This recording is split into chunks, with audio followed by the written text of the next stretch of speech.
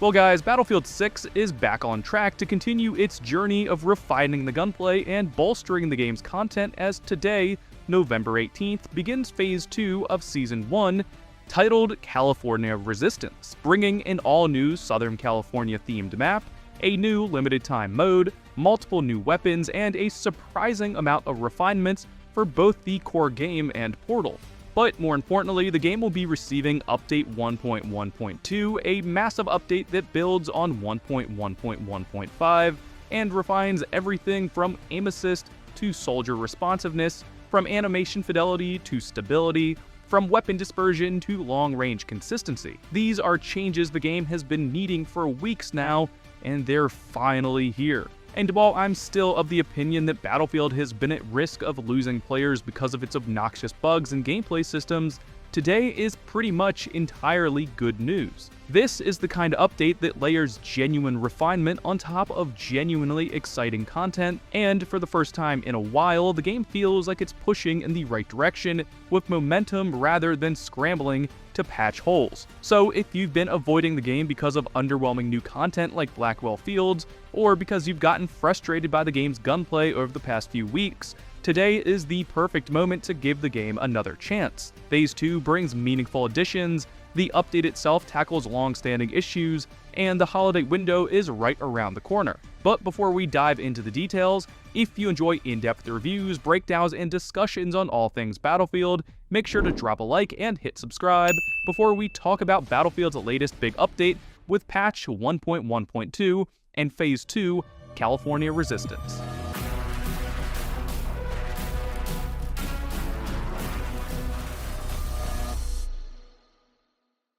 The headline for this update is the new California Resistance content drop, with the new map Eastwood being the centerpiece, a full-scale SoCal battlefield with suburban neighborhoods, construction zones, and wide open spaces that can swing from chaotic infantry combat to full-scale vehicle warfare within seconds. Unlike some of the more polarizing maps this game launched with, Eastwood feels a lot more interesting and varied. It's designed with more density, meaningful cover, and a blend of verticality and destructible elements that suit Battlefield's chaotic style.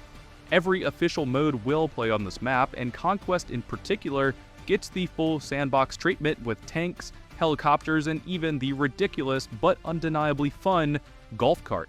Joining Eastwood is the new limited-time mode Sabotage, a small team bomb game mode with a thematic twist built specifically around Phase 2's narrative. Sabotage leans heavily into counterplay, map awareness, and coordinated gameplay, giving infantry players a pure objective-focused mode without being overshadowed by vehicles. On top of that, the DB12 shotgun and the M357 sidearm will be joining the game. The DB12 apparently packs a punch in close quarters but feels tuned around mobility and risk, while the M357 gives players a snappy revolver option. Alongside these additions, Gauntlet also gets a new mission type called Rodeo, which injects a chaotic, vehicle-driven tug-of-war into the rotation. Multiple vehicles spawn simultaneously, players fight over them, and extra points are rewarded for kills made while operating those vehicles. Next up, Portal creators also get new toys to play with, including a sandbox map, which is now available, giving builders a blank canvas to craft their own experiences. And the golf cart becomes an official part of the Portal toolkit. Moving on, the California Resistance Battle Pass bonus path is also opening for a limited time, offering thematic cosmetics and progression boosts tied directly into Phase 2's rollout. A new unlockable underbarrel attachment, the Slim Handstop, can be earned through challenges, and coming later in the update are battle pickups, powerful weapons available in select experiences and in Portal, similar to what we've seen in prior titles like Battlefield 1's Trench Raider kits and so on. They're intended to be kinda situational game changers that can come and go around the map. But as exciting as this new content is, the heart of Update 1.1.2 remains to be its improvements. DICE describes this update as delivering a broad set of upgrades to soldier responsiveness, aiming consistency, animation fidelity, and stability across the board.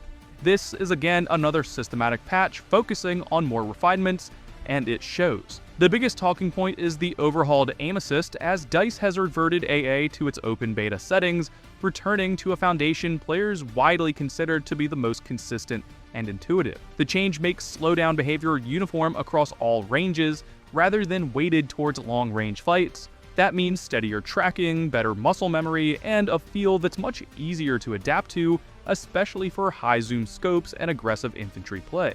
To support this shift, input latency and stick response for controllers have been cleaned up significantly. The result is smoother aim transitions, more accurate left and right acceleration, fixes to dead zone behavior, especially on PS5 controllers, and a far more responsive feel when moving and aiming simultaneously. Soldier animations also got a major upgrade, with new death animations being added for sliding and combat diving. Landing now triggers a short sprint restart animation, and countless issues involving vaulting, water transitions, takedowns, and first-person pose snapping have all been addressed. A long list of clipping issues were also resolved, from invisible weapons when crouching before a vault, to broken ragdolls on ladders or edges. Even camera behavior has been cleaned up, eliminating view clipping upon death or when dropping from a height while prone. Vault detection was improved in cluttered environments, stair movement animation cadence was adjusted, and danger ping double tap timing has been slightly increased to give more forgiveness. One of the major gameplay issues plaguing Battlefield 6 since release, hit rage failures after exiting vehicles, was also fixed, with vehicles themselves receiving dozens of corrections too. Everything from camera resets in stationary guns, to clipping gunner seats in IFVs, to instant 180-degree turns while exiting vehicles has been resolved.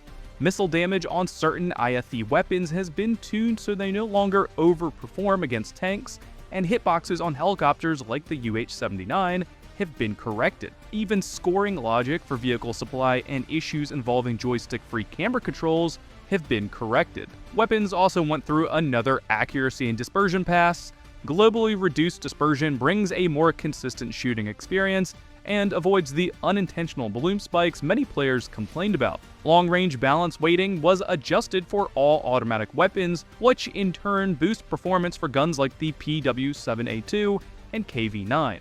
Meanwhile, rifles like the LMR-27, EBR, and SVD get reduced recoil and variation, making them more reliable at range. Add-in fixes for misaligned optics, clipping canted sights, inconsistent laser bonuses, broken slug ammunition, missing magazine icons, and smoother LPVO transitions, and the weapon sandbox will feel substantially more polished. But moving on, gadget fixes are just as extensive. Everything from friendly gadget detonation logic, broken deployables, missing prompts on Throne C4, incorrect line of sight checks on the CSS bundle, motion sensor deployment bugs, the notorious anti-tank premature detonations, and hit reg inconsistencies on the defibs have all been addressed. And on top of that, players can now damage certain friendly gadgets intentionally. All of them had their interaction logic tightened up, and multiple haptic and feedback issues on gadgets have been resolved. Maps and modes also receive stability and logic improvements across the board. Spawn-related black screens, incorrect round outcome data, late join matchmaking issues, destruction resetting incorrectly between sides, unintended AFK kicks during spectating, and even excessive environmental smoke have all seen fixes or tuning.